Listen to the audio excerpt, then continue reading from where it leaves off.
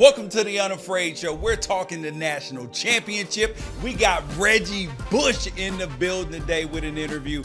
And we got to talk about the NFL playoffs. Bob Meyers to the Commanders. And I dropped my son off at college. I'm so sad. Let's go. A twerk battle? What?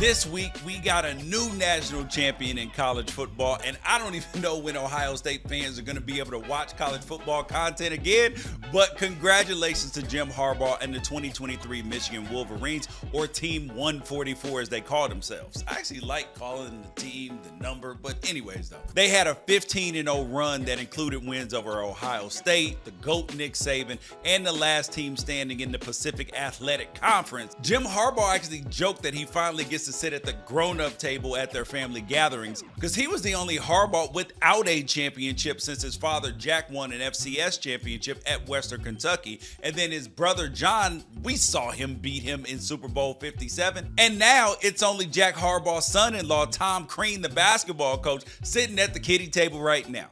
And I can only imagine what holidays are like at the Harbaugh house. Like, I envision them pushing the tables out the way, putting singlets on and them ear things on, and the mom yelling, "Stop playing around! You're gonna break my vase!" See, look. See, you went on and broke the coffee table. Get out of here. Everybody get out. But anyways, though, I thought Washington would win this game. Not just before the game, but actually during the game. They got down and I still had hope. Because after they withstood their barrage of 340-plus yards runs by Devontae Edwards and Blake Corum, they actually started to come back. The defense stiffened up, and the numbers looked awful because Michigan had 200 rushing yards at halftime, but it wasn't like they were just 6, 7, 8, 9. No, they were gashes. And I'm thinking UW is in a good spot. They scored right before halftime to close the gap to 17-10, and they were getting the ball to start the second half. But I should have known it was over, though, when Michael Penix Jr. on the first play of the third quarter threw a pick. Got his ankle rolled up on, and it was a nasty pick. And Washington's offense never got going after that. And that's when Penix started to show the world that he was in pain. I believe that it could happen, though, still, because Washington had 4 different second half possessions where they had the ball with an opportunity to tie the game. But then you had Michigan's pass rush and Penix's accuracy issues that led to the Wolverines pulling away in the fourth quarter. On one hand, I feel bad for Michael Penix, because if this week taught us anything, it's that the majority of the media never watched Penix play at Washington. Because you had people talking all week long about Penix's performance against Texas, justifying him being a first-round pick. And then you had people saying, oh man, his draft stock took a major hit with how he played against Michigan. Let's talk about reactionary and being prisoners of the moment, because Michael Penix Jr. has been the same quarterback since he arrived at Washington. When he's clean and has a clean pocket, he's the best passer in college football. But when you hit him, man, that arm angle and the footwork get weird. He doesn't finish his throws, which affects his accuracy and makes it difficult to execute those deep passes, which makes this Washington offense work.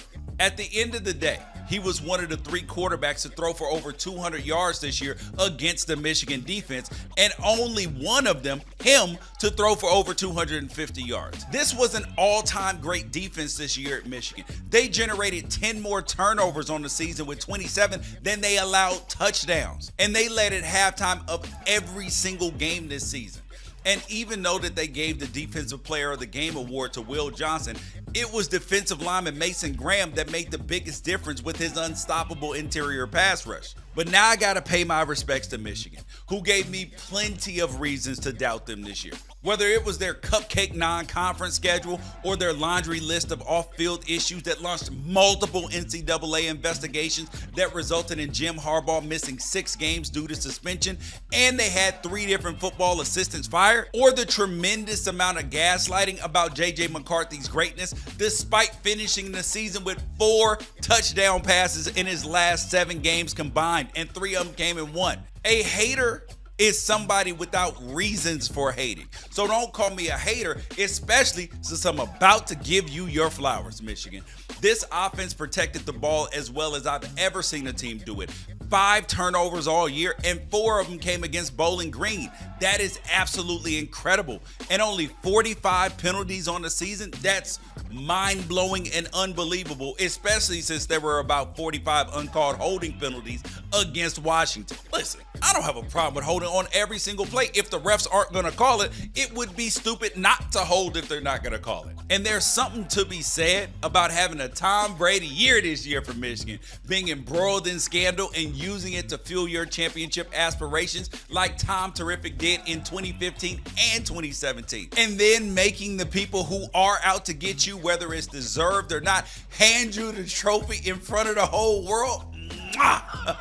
It's ironic, though, that Tom Brady is a Michigan man. And Jim Harbaugh really came through for his alma mater, though. He can leave Michigan to the NFL and be a hero there forever. Because if he does leave Ann Arbor, it'll be like the second time LeBron James left Cleveland. Promises made, promises kept.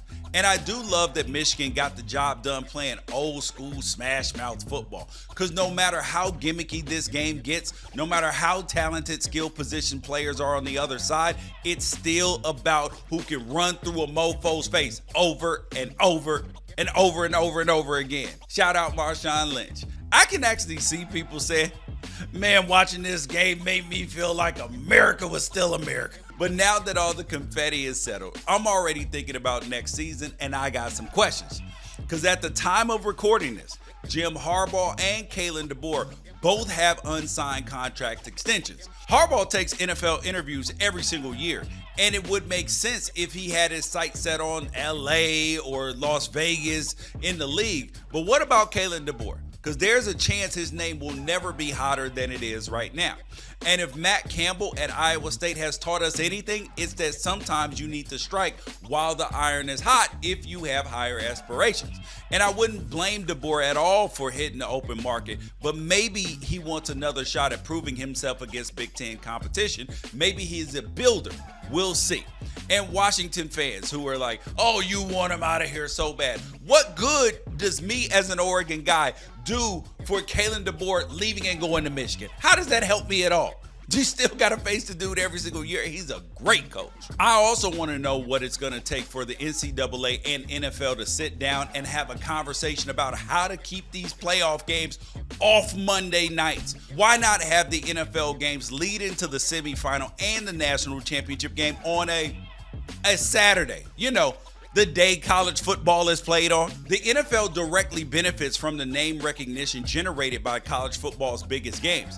It creates more interest in the combine and the draft, which are both televised. But instead of capitalizing on that fact, the NFL is taking over every day of the week to split the audience, and there's got to be a solution here. And my last observation is that the 2023 season, they did us a favor. We all went into this year with detractors when it came to playoff expansion, and now just about everybody agrees that it would have been better to see what Florida State, Oregon, Georgia, and Ohio State could have done if they were thrown into the mix, because styles make fights. And as an Oregon alum, I like our chances against Michigan, and it's a damn shame that we'll never get to see it. And I know that Georgia fans, they spent that entire national championship game grinding their teeth like, we would have won. But anyway, though, congratulations, Michigan. And thank you.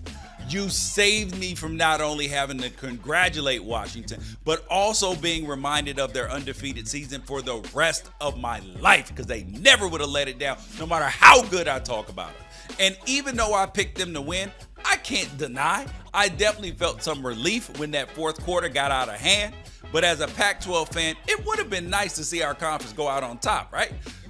Nah, hug the Fuskies. Yo, we are joined by the college football legend, NFL player, Mr. Reggie Bush. Reggie, thanks for coming on the show. Oh, sorry, excuse me, Heisman Trophy winning Reggie Bush. Yes, sir. Yes, sir. What's up, man? How you doing? Man, it's good, man. So we've known each other for a long time, and it was funny because I've seen a lot of interviews that you've done, And one question that I've never seen anybody ask you is, and I've always thought, because me being all Pac-12 player, playing in the NFL for a long time, all of that, I was thinking, okay, I know what it's like to be popular, but what is it like to be Reggie Bush, man? What is it like to be Reggie Bush? You know what, man? When I was in college, and NFL playing, and this is who I am as a person. I never have looked at myself as a mega celebrity. You know what I'm saying? Because I've always, me is me. You know what I'm saying? I'm used to me, and I know me well, and I've always felt like, man, just being me always felt normal. You know what I'm saying? And Yeah. and yeah, people show me love in the streets all the time, and I think that's the best part. At what point in time when you were at USC were you like, oh my God, like this thing is big? Because it was before the era of social media and you were a celebrity in Yeah, college that was bigger than some professionals. So at what point were you like, yeah. damn, like, bro, this is getting crazy? When we would be at our games, and there'd be every celebrity known to mankind on the sidelines. Snoop, Will Ferrell was always there. Snoop would be at our practices running routes with Yeah. us. That's when I knew, it was on and popping. You know what I'm saying? Like, I was like, oh, it's lit up in here. Every game is sold out, 95,000 to 97, however many seats the stadium holds. Every game was sold out. We never had a game that there was an open seat. When the whole controversy started and the hmm Heisman Trust says, Reggie, we need your Heisman Trophy back. Why did you give the Heisman Trophy back? Because they would have had to pry that from my dead, lifeless hands, buddy. Well, they didn't tell me we need it back. They said we're going to strip you of the Heisman Trophy. And then that's led to other events. But from the beginning, Heisman Trust said we're going to strip you of the Heisman Trophy. I ain't just volunteer to give my damn Heisman Trophy back. Who in their right mind would do Why didn't you keep the trophy? Because I'd have been like, I lost it. that? I lost it. I don't know where that thing at. And it would have been, Once they tell you they're going to strip you of it, it's a worthless piece of metal at that point. It wasn't that I wanted to give it back. Like, yeah. I go up the stairs right now and pull out my Dope Walker award. Why didn't I get that back? You know what I'm saying? Yeah. Yep. If I was just in the spirit of giving shit back, Yeah. why didn't I just give all of them back? The stuff that the NCAA has done in terms of like vacating wins and all of that stuff. Yeah. I was at the Orange Bowl when y'all Yeah. destroyed them in the Orange Bowl. And now but then when you look, there ain't no national championship there. Dude, I watched you win the Heisman Trophy. I watched y'all I watched y'all in the Orange Bowl. What was 50 something to 40, whatever the score was. I was in the stands in Miami. Yeah. And that's one of the biggest issues, with the NCAA. They are the jury and the judge. I mean, you have these kinds of issues that continue to happen. And that's why people don't trust the NCAA. Nope. That's why players hate them, don't like them. Yep. And they do the exact opposite of what they're supposed to be doing. I mean, what they're supposed to represent, which is protecting the players and protecting the athletes. And they do the exact opposite. A lot of people feel there's also a lot of racism built-in systemic racism, built into the NCAA and college football. Another perfect example is Johnny Manziel documentary. Everything that he talked about in the documentary, accepting money, accepting cash, lying to the NCAA. And Johnny's my guy. I'm not knocking him. I'm happy he got away, with all that. You know what I'm saying? But when you look at the facts of his case, and then you look at my case, it's not even comparable. You know what I'm saying? But yet at the same time, he has his Heisman Trophy. There's a lot of young players that look at you as the GOAT, right? As the greatest either running back or college player of all time. For me, when I came out, it was Peter Ward. Like, I looked at Peter Ward, like, bro, that's my guy. I love watching Peter Ward. He so who was your GOAT? So Barry Sanders, but then Deion Sanders was also a guy who I just loved his showmanship on the football field.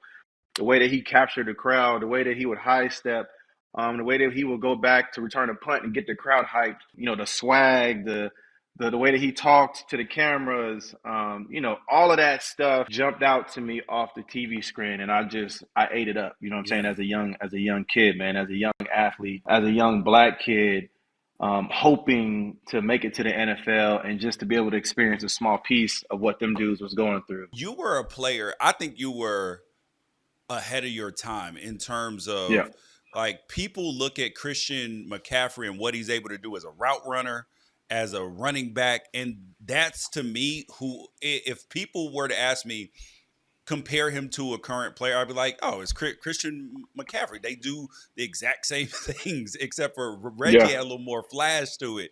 yeah, Um, yeah.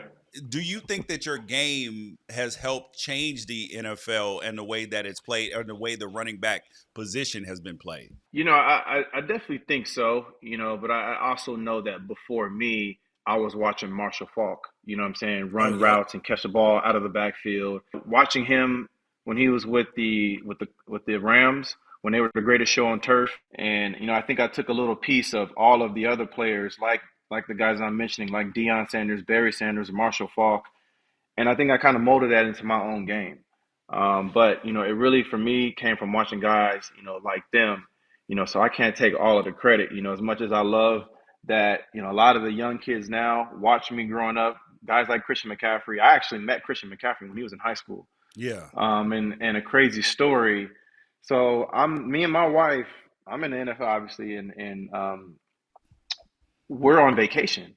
And this is in March, and so it's spring break for school, and so we're in Miami. I forget what hotel we're staying at, but I'm in the hotel gym working out, me and my wife, and I see these three little white kids in there getting it right, and Yeah. I'm like, damn, I'm kind of peeking out of the side of my eye, like, man, these kids are going hard, right? And I was impressed. And so we started talking. I was like, man, what do you guys do? Saying, oh, we play football. We from Colorado. I was like, okay, that's cool, man. You know what I'm saying? We started talking like, what's your name, man? Reggie, Christian. What's your last name? McCaffrey. McCaffrey. McCaffrey. You live in Colorado. Who your You must daddy be is, happy to boy? see. Yeah. So we started talking, and then he was like, yeah, man, I'm going to Stanford next year. I was like, hey, man, best of luck. And I knew from seeing them working out, and they're on spring break. These little kids are in the gym grinding and getting it, and just going after it like it's training camp mode. You know what I'm Yep. saying? And so I have respect for him then, and then now to see that work ethic continue, and then knowing his pedigree and where it comes from, it's just it's amazing to see. And I definitely know that, in talking to him, he won number five because of me in college. Yeah. So, I know that I had some effects there, on his game, but he's doing it at a much different level, man, right now. That boy And man, cold, he's boy. just balling out. He is cold, bro. Yep. He can do it all, and he can Yep. he can also go back there and return punts too. You know what Yes. I'm saying? So he got that in the bag. He can do that too. The thing that I've been most impressed with you about, honestly, is seeing you as a father and seeing you as a Yeah. husband. hmm And from the outside looking in, it looks like it's important to you. Yeah, my family is my foundation. They give me all the strength that I need, to be a great man, to challenge myself to be the best version of myself each and every day, to be the best father, the best husband, and my kids are everything to me, and like all of us, we want to give our kids all the things that we didn't have, and so that it starts right there, for me. I want to give my kids everything that I never had. I want to give them the best relationship, with their father that I didn't have. I didn't have a relationship, a great relationship with my father. I always look back on the moments that we shared, the things that we've built over the years, and it's just a blessing, man, to be able to have your own family and to raise your kids, just creating that ultimate, family, atmosphere for my kids, is near and dear to my heart, man. And so, Yeah. like I said, I coach my kids. We were talking earlier. I coach my kids in almost everything. Football, basketball. My daughter plays tennis. They all golf. Golf Yeah. is mandatory in this house. You got to golf. It is mandatory. Yeah. When So did you start playing golf? Because I remember Rasheem Mathis got me to playing golf. So we were hmm both in Jacksonville together because we came out together, and he started playing golf. So I started playing golf with him, Josh Scobie, and that hmm got me into golf. So and I was 24, 25 when we started playing. When did you you start playing started much golf? younger than me. Yeah, and Yeah. because hey, bro, because I'm looking at that swing. You look like you've been putting that work in, man. Bro, I'll be putting the work in. I can't lie. I'll be putting the work in, man. And golf has really given me something to challenge myself athletically. We can't play football at a high level anymore, even though we wish we could. But, so golf has really been that replacement for me. It's been that place where I can go and play against my dogs, play with my boys. We can bet money, Yeah. talk trash, you know what I'm saying? Play some music, play good golf. What are you And it's shooting? challenging. What are you shooting? Because I need to know if I need to come out there Yeah, with you or not. I'm shooting right now high 70s, Oh man, I'm not low going out there with you 80, because 81. I'm gonna shoot 90. Because I'm gonna shoot 90. I'm not coming out there playing with you. I gotta get back in the It, groove. Now we're gonna get to the Wrighster or wrong portion. So I'm gonna ask yeah. you questions, and then you tell me, am I Wrighster or am I wrong? You can elaborate a little bit if you want to, All right. but just Okay. tell me, am All I right. Wrighster or am I wrong?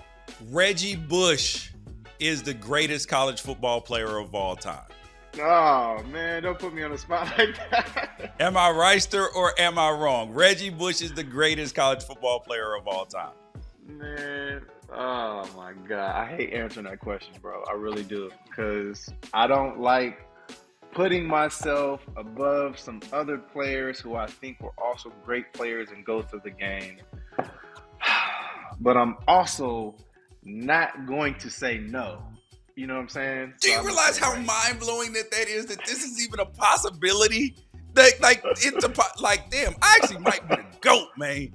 Like, do you realize how crazy that is?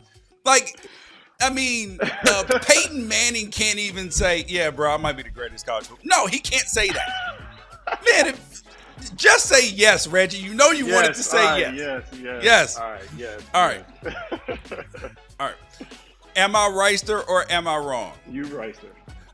Marcellus Wiley is a better youth football coach than Reggie Bush.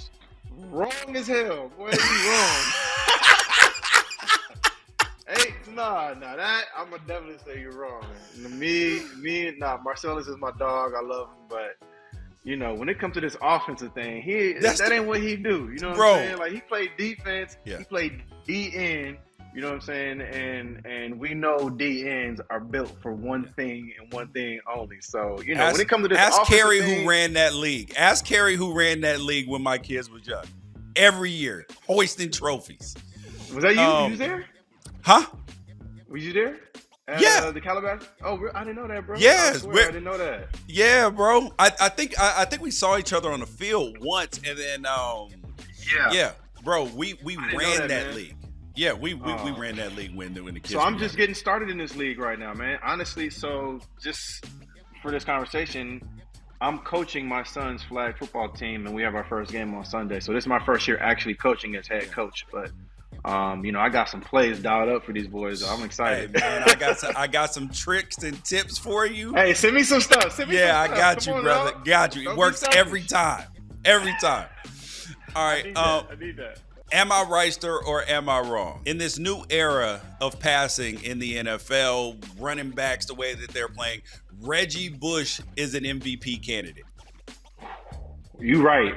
You 100% right about that, bro. And one thing I'll say is when you look at my rookie year, I had 98 receptions as a rookie running back.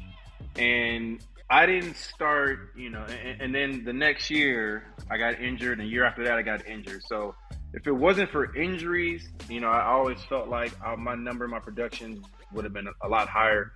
But that time period, that era, was still not fully where it is now when we talk about the use of running backs in the passing game. And like, I was doing that back then, but it wasn't as, widely accepted as it is now. So I think 100% I would have been an MVP candidate for sure.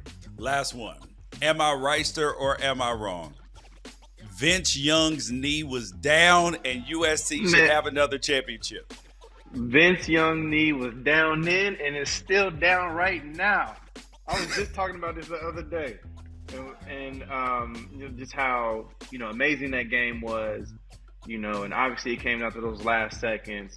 A lot of back and forth in that game, but boy, that knee, there was nothing more clear than Vince Young's knee. Stevie Wonder could see that knee was down. You guys, he's Reggie Bush. Reggie, thanks for coming on the show, man. Yes, sir. For those of you that don't know, the day after the NFL regular season ends is called Black Monday. And I don't love the name since 4 out of every 5 NFL head coaching hiring and firings over the last decades involve people that aren't, black.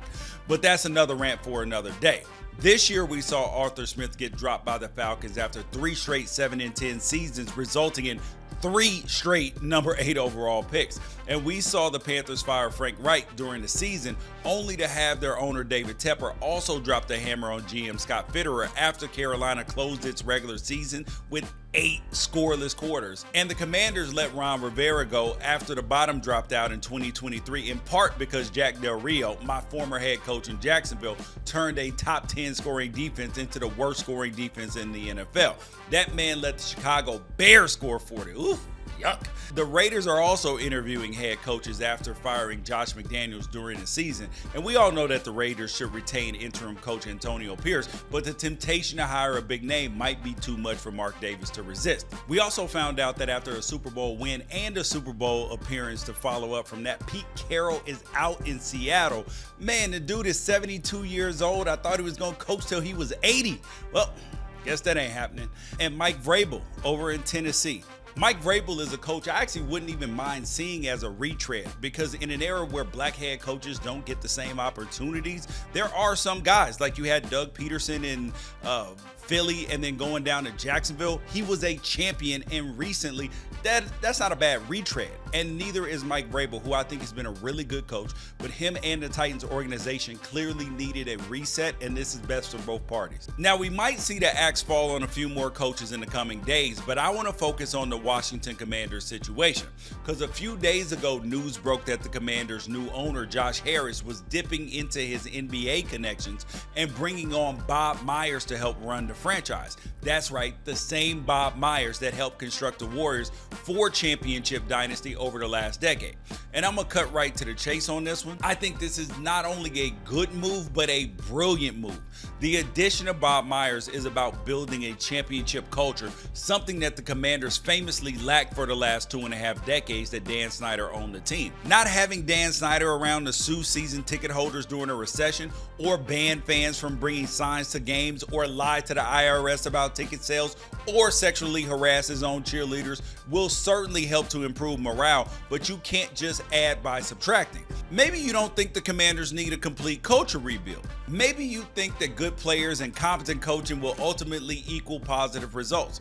Maybe you, like somebody from my Twitter mentions, thinks that AI can build teams better than humans. But how are you going to get and retain those players when your organization ranked dead last in workplace conditions according to last year's NFL Players Association survey? And maybe we're forgetting that some of the NFL's best assistant coaches used to be in Washington. Kyle Shanahan, Sean McVay, Mike McDaniel, Matt LaFleur, Kevin O'Connell.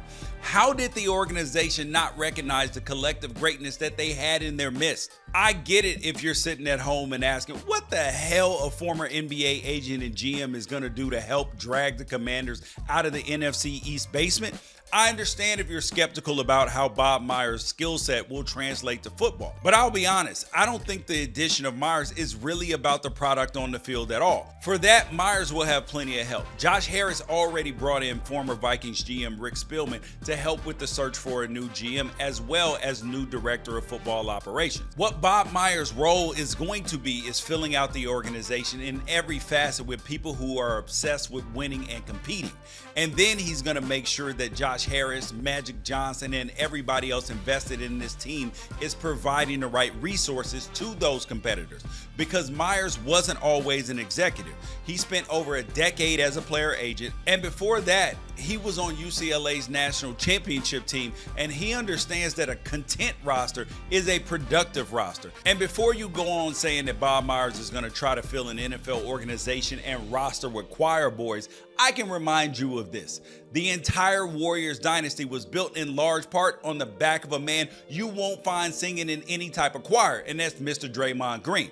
This is the man that guided the Warriors through Steve Kerr's back issues. This is the man that convinced Kevin Durant to abandon an arguably better Thunder roster to relocate to the Bay. This is a man that won before, during, and after Kevin Durant. The man that kept Steph Curry content. The man that helped Klay Thompson work through 2 years of injury with a full commitment from the organization. This dude turned Andrew Wiggins into a central piece of a championship roster. And I challenge you to name anybody in sports that knows more about constructing and maintaining a championship culture where there wasn't one than Bob Meyers, because the Warriors definitely didn't have one. And if it doesn't work, so what? The Commanders haven't had a 10-win season since 2012 and haven't made a conference championship since 91. This franchise has nothing more to lose because all they've done for the last 3 decades is lose. But don't expect the success to come overnight, because overhauling the damage of the Dan Snyder years is going to take some serious time and effort. And a wise man once said, quote, "Instant gratification is so overrated. It's about the process. It's the difficulty. It's the grind of it all that you better enjoy. That's what makes it great." And that wise man's name? Bob Meyers. Let that sink in. And speaking of the NFL playoffs are crazy this year, and you got to give an applause to the NFL scriptwriters. Great job, because there are redemption story arcs, revenge story arcs, underdog arcs, quarterback legacies on the line. And this is the thing that is almost set up to be too good to be true. But allow me to take you through 2 games that I got my eye on. First up, who would have ever thought at the beginning of the season that Joe Flacco would be leading a team to the playoffs, or that team would be the Cleveland Browns? Because Flacco was only 3-14 as a starter in the 4 years after leaving Baltimore. And if he manages to take this Browns team to a Super Bowl, we're going to have some serious conversations about whether this man is a Hall of Famer.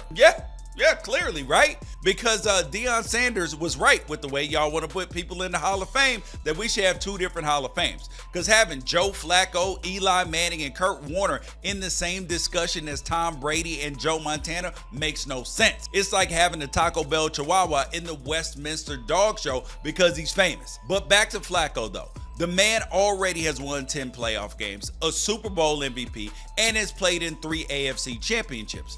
And at 38 years old, he has what would be his greatest accomplishment to date in front of him, leading the Cleveland Browns to a Super Bowl and going through his former team and the franchise that abandoned Cleveland, the Baltimore Ravens, on the way there. What? And on the other side of Cleveland's first round matchup, you have the Houston Texans. Before the season, I told everybody that would listen that the Texans would be good as hell toward the end of the season, but I'd be a liar if I thought that they'd be 10 wins and AFC South champions.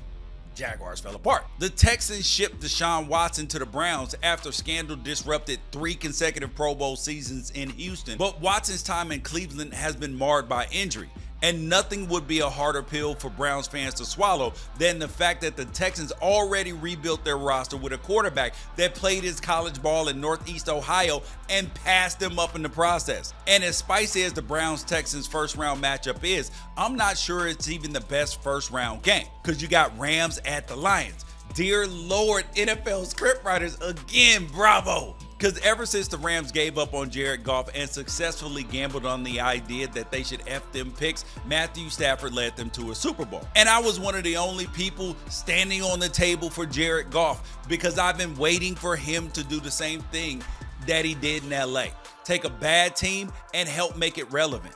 And just like in LA, where he started out 0-7 in his first season and found himself playing in the Super Bowl just 2 years later, Goff took the Lions from 3-10-1 in 21 to NFC North Division title and Detroit's first home playoff game since '94, the year Goff was born. And who's on the other side? Matthew Stafford, the best quarterback the Lions have ever had. A quarterback that went 0-3 in the playoffs in his time in Detroit, but went undefeated in his only trip to the playoffs when he was with the Rams. This game will mean the world to Lions fans if they win. But just like the Browns, if the Lions lose this game to their old quarterback, it will be just a reinforcement to the perpetual heartbreak that both these franchises have seemed to face since they came into existence.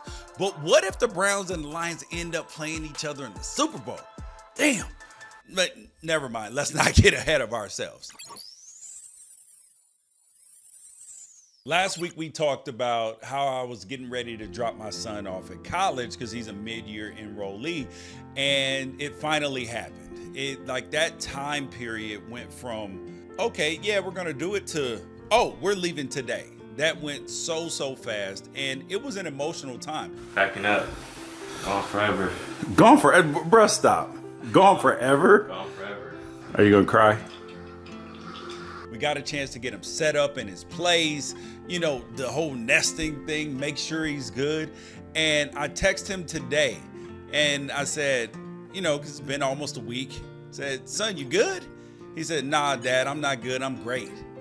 And that made me so happy because the emotions of leaving were tough because, I mean, obviously, your kid may never live in your house again if all his hopes and dreams come true. But they were happy tears because isn't this what I want, though, as a parent? Don't I want him to go out into the world and feel prepared and go out there to do dope stuff? That's exactly what I want. And this whole transition has been, like, I'm actually excited for the new phase of our relationship because I know that changes through adulthood. And yes, there were tears. Of course there were tears, man. There were tears of joy. It was a little bit of sadness, but it was like more excitement because it's a new phase, a new chapter of his life. I get a chance to experience him in a different way as a grown-up and not as my baby kid or whatever you want to call it. This was a surreal experience because, like they say, the days are long, but the years are short. And it seems like the last 4 years of high school have been even shorter. They've gone by so fast. Got a chance to drop them off, and I mean, Lord have mercy. Lord have mercy. The drive back, it was an emotional time, man. I had to call my parents. I called them, and because I remember them telling me about what their experience was like when they dropped me off at Oregon and they were driving back and how hard that was. And I was probably emotional, like for the first hour of the drive back. But I was happy. I can't even, if you've ever cried those tears where you're happy for something, but you also know that it's a change. And man, I'm so proud of the kid. I'm excited for what he's going to do. And I hope you guys get a chance to see it and experience it with us and through this whole process. Yeah, so there it was.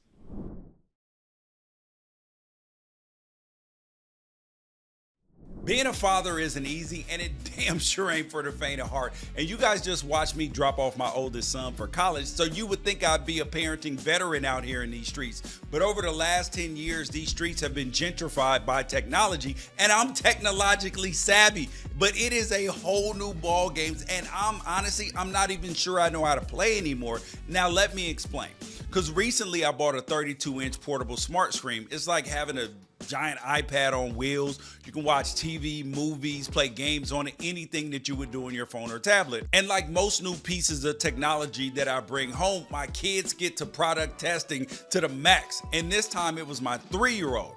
And he found himself in a game that I'm not too happy about. You guys take a look. What is this? Who makes a game like this and puts it on a kid's thing? You kidding me? The buns get bigger every single time she eat a cheeseburger? Bro, what is this world coming to? And then he thinks it's funny. And it's his game. This is getting deleted off the iPad immediately. A twerk battle? What? Are you kidding me? Temple Run with cheeseburgers, broccoli, and twerking?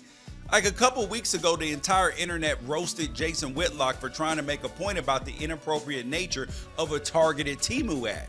And say what you want about Jason Whitlock, but even if you hate the guy, the broken clock principle still applies here. It's right twice a day. And these internet streets might have some family-friendly neighborhoods, but they also have sketchy back alleys. And sometimes those back alleys lead directly back to your search history. But that's a whole nother conversation. Having kids in the internet age feels like living in a mansion with 10,000 rooms, and every room has something different going on, and every activity that you could imagine is going on there, both good and bad, and then some things you can't even imagine because you're not a creepy deviant. And guess what? Not all of those doors are locked. And I remember hearing a story about how Kendrick Perkins' kid ran up $16,000 worth of charges on his credit card playing Fortnite. I was like, damn, I'd have killed the kid.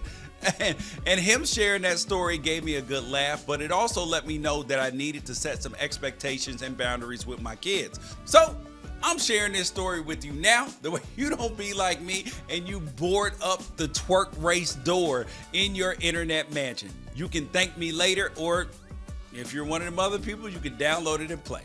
And that's the Unafraid Show. And we would be 100% wrong and not Wrighster if we didn't show love to the greatest to ever do it. Nick Saban called it quits, hung up his whistle today. Man, this man's been in the coaching game over 50 years. 7 national championships, 11 SEC championships, a MAC championship, and one of the most dominant runs in college football history.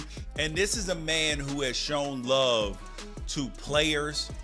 He's developed them not only as people, but as human beings as well. And he's a guy that gave people second chances when they didn't necessarily deserve it, when people were begging him to get kicked off of teams and everything like that. And he uses Muhsin Muhammad as an example. When he was at Michigan State, people wanted him kicked off the team, and Nick Saban said he wasn't going to kick him off the team. And then now he looks back, he's like, man, that man played 15 years in the NFL, has 7 kids, is the president of a company, has a kid going to Princeton, and he's like, who was right? So Nick Saban, bravo, man. You deserve everything. You deserve all your flowers. You deserve the love that you're getting, because you are not only a legend, but you are the GOAT. Make sure that you like, subscribe, and most importantly, share the Unafraid Show with a friend so we can continue growing. And when I say we, I mean us, because it ain't for me, it ain't for you, it's for us here on the Unafraid Show. Get the notification bell. And next week, we got Hall of Fame finalist Fred Taylor in the building, people. I'm George Wrighster. This is the Unafraid Show. You guys make sure to come back next Thursday.